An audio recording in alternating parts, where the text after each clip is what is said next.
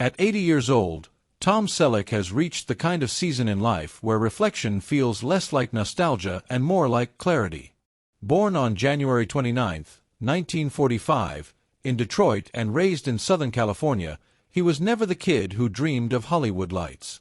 He was tall, athletic, disciplined, a natural competitor who earned a basketball scholarship to the University of Southern California, studying business while chasing a future that, at the time, had nothing to do with acting. He served in the California Army National Guard during the Vietnam era, an experience that grounded him in duty, humility, and quiet strength, qualities that would later define the characters millions would come to admire. His early years in Hollywood weren't glamorous. The 1970s were filled with commercials, failed pilots, and near misses that might have broken a less patient man. But persistence became his greatest co-star. Then, in 1980, everything changed. Cast as the charming private investigator in Magnum P.I., Selleck didn't just become famous, he became iconic.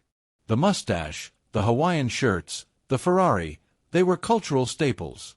But what truly captivated audiences was the humanity he brought to Thomas Magnum, witty yet wounded, confident yet vulnerable.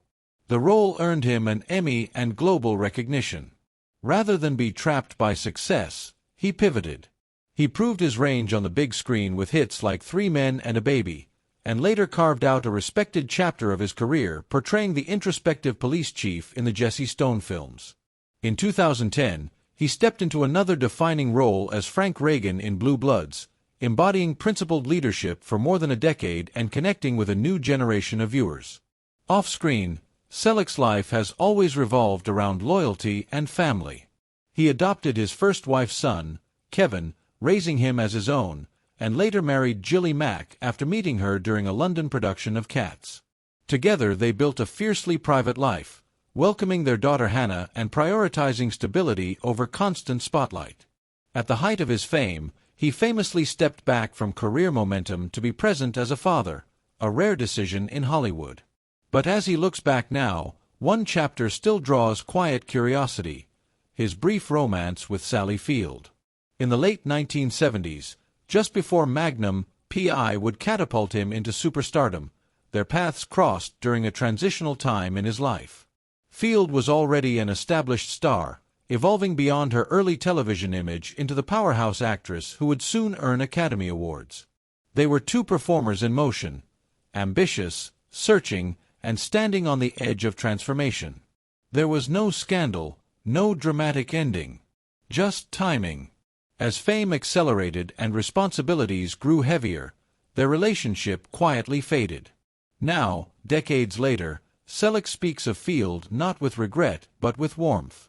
He describes her as genuine, resilient, and deeply real, someone who left a lasting impression during a fleeting season.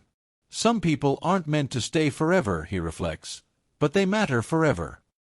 At 80, the man once defined by a mustache and a Ferrari understands something deeper: that life isn't measured only by career milestones or headlines, but by the quiet connections that shape who we become. And sometimes, the most honest truths aren't confessions, they're gratitude.